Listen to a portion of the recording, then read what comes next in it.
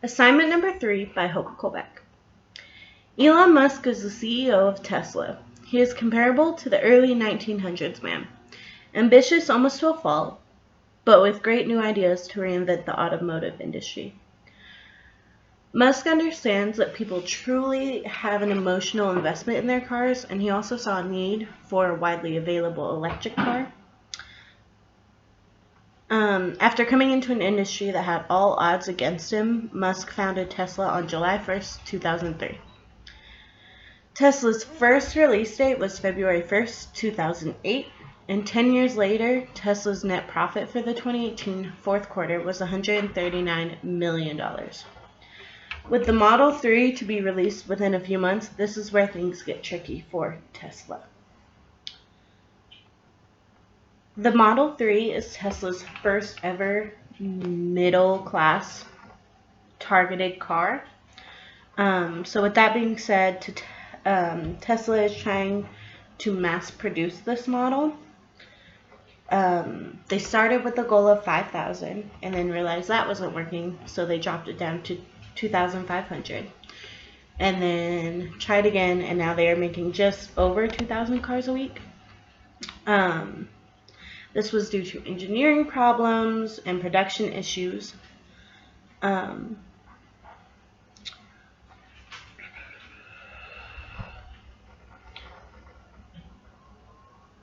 Musk has also been pulling all-nighters. He's been staying at the company overnight, sleeping on a couch, in a conference room. So not only are they behind on production, but the employees started speaking out. 4 employees came forward saying they were instructed to take shortcuts. For instance, they were fixing tubing with electrical tape, and they were also skipping some vehicle tests. They also said that the working conditions had continually gotten worse. They say that the workplace is either too cold in the winter or too hot in the summer. Trying to adapt, Tesla provided heaters, but there's a picture of a heater like right next to a puddle of water from the tent area where they produce. So very unsafe, definitely not up to OSHA standards. After the 4 employees released their statement, Tesla also put out a statement saying that none of it was true, that they pride themselves on maintaining the safest cars and taking care of their employees. It was quoted that they want to be a fun place to work, but once bad press kind of gets out there, it never really goes away. As we learned from our book, management is defined as getting work done through others. However, Webster's definition is the act or art of managing, conducting, or supervising of something, such as a business. However, if there's anything I've learned in being part of the workforce, or even in this class, no 2 people will look at managing the same. The 4 functions of management are planning, organizing, leading, and controlling. To describe these fully, I want to compare it to a day in the life of a visual manager at Dillard's. So starting with planning, as the visual manager at Dillard's, our planning process was to get with the store manager, and then we would walk the whole floor with the department manager, see what was wrong, make a plan. We would then ask, when do you reasonably think this would get done? And we would let them tell us a date. If the date was reasonable, we'd say, okay, we'll check back then. For organizing, which is the who, what, when, where, and why things will get done. So usually, always, the where for Dillard's is it will always get done at Dillard's. To figure out the other 3, though, we would ask the department manager to email us a list of the notes we had made from our previous walk. And then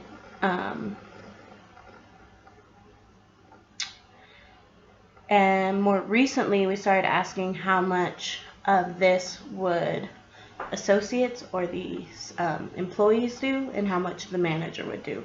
For us, we really liked a 60-40 split, 60% being on the manager, 40% being on the associate, because there's just some things that associates don't have time for.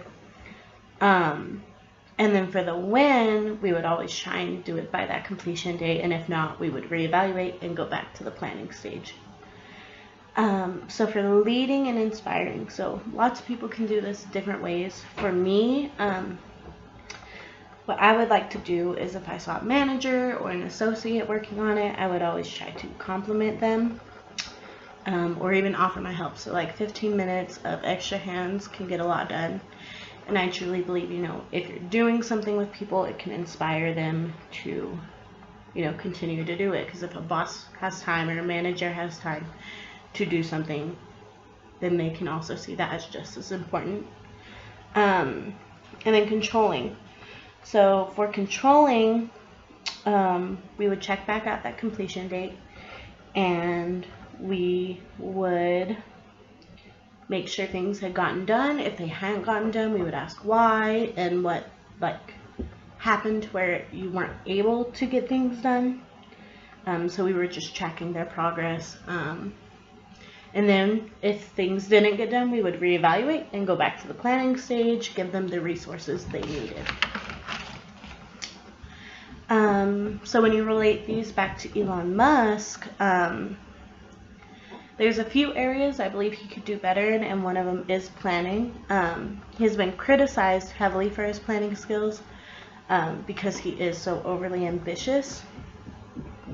This is definitely shown with the Model 3 Teslas because, he gave out a high rate for production and he couldn't meet it, and maybe he didn't think through all of the steps or if it was actually able to be done. He speaks frequently about time blocking, which is planning his day from the moment he wakes up to the moment he closes his eyes. And I truly believe that maybe he thinks a business can be ran like that, but when you're on an assembly line and there are more machines than men, it gets a little hard. Things don't always go as planned. With this, I'd really give him probably like a score of 5. I think there's definitely room for improvement. But, he's been doing all right so far. And then with organizing. So I believe Elon Musk is probably one of the best organizers business has seen ever. So not only does he do time blocking, he also has a system for emails. He has mapped out every minute of his day. He has plans for all work-related items. And he really likes to look at work as a physics framework. Therefore, each person has their job and should be doing that job well and quickly. He also believes communication is big and should be mastered. Although, he does say he prefers email or text over face-to-face. Leading. So leading is the either or with Musk. A lot of people believe he's a great leader. A lot of people believe, he's setting unrealistic goals. For me, I believe Musk is a strong leader with few things to improve on. So I'd probably rate him like an 8, I guess.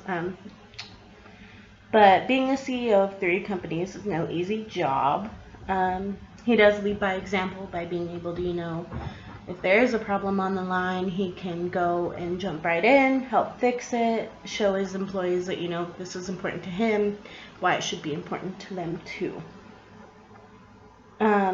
He also believes that if you hire the correct people, it will benefit yourself as well as your company. But however, this is the negative side of his leading.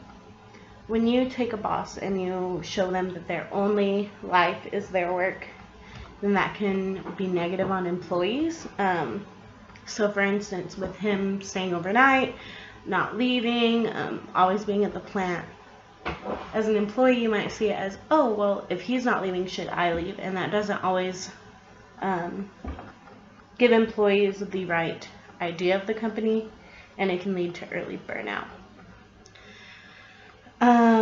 Controlling. So Musk has also shown when things are taking a turn or something is going wrong.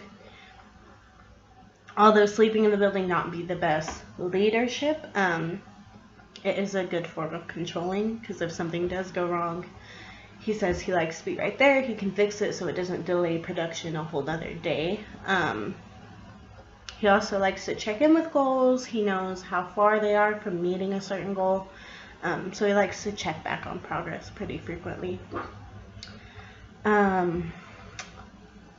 So most companies are looking for managers with technical, human, and conceptual skills, and also the motivation to manage. Technical skills are those that are hands-on and the knowledge to complete the job. This includes specialized procedures and techniques.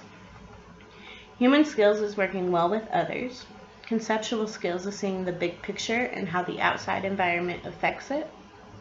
Motivation to manage is how much someone wants to use the skills and how passionate they are for the job. I believe Elon Musk has a very good technical skills. Not only is he very intelligent, he is also open to learning new things. I also believe Elon Musk also has really good human skills. He prides himself on being a good communicator and likes to celebrate the company's wins with his employees. Conceptual skills. He is very decisive and makes decisions he believes will benefit the whole company. He is very creative and is very good at problem solving. I feel like the most important of these is conceptual skills. Most employees could do everything else, but if a CEO does not have the big picture in mind, they cannot prosper. But I also believe his motivation to manage is very strong. It's almost 90% of his life, with 10% being, family or any outside entertainment, anything like that. So his motivation to manage is also very strong.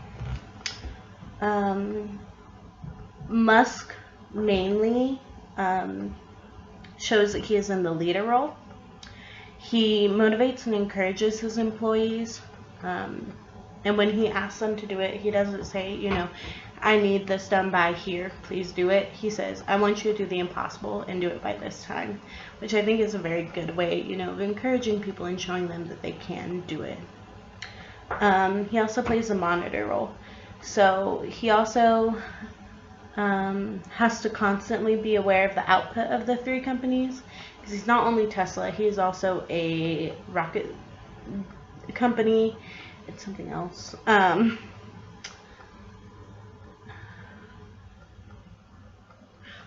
He also fills the entrepreneurial role.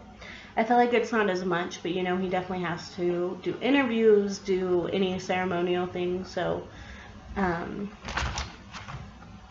he has to do those things, and he has to know about what's going on outside and knowing that how to go above and beyond and how to beat the customers, the competition. I believe Elon Musk decision should be to employ more middle managers. Identifying the problem, I believe he is not fulfilling the entrepreneur role as well as he could be. I feel like he's doing a lot of that middle manager work, so making sure things are being ran right, making sure they're meeting deadlines, doing all of that on top of doing the entrepreneurial things. So instead of, really supporting his company and really getting a good face for the company out there. For the criteria based on this decision, I believe they should look at how much would a new position cost and how and when they should train it.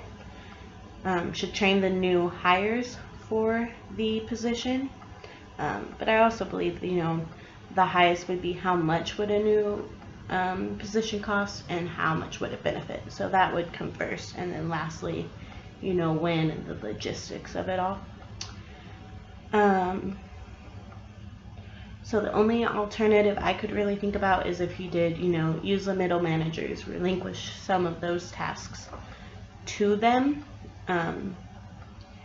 And when you evaluate those alternatives, it's pretty good. You know, he could relinquish it, but then how much more training would they need? How much more would it cost to give them raises?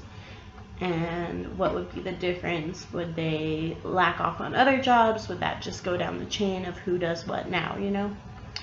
And then after weighing the two, he would have to determine a final decision.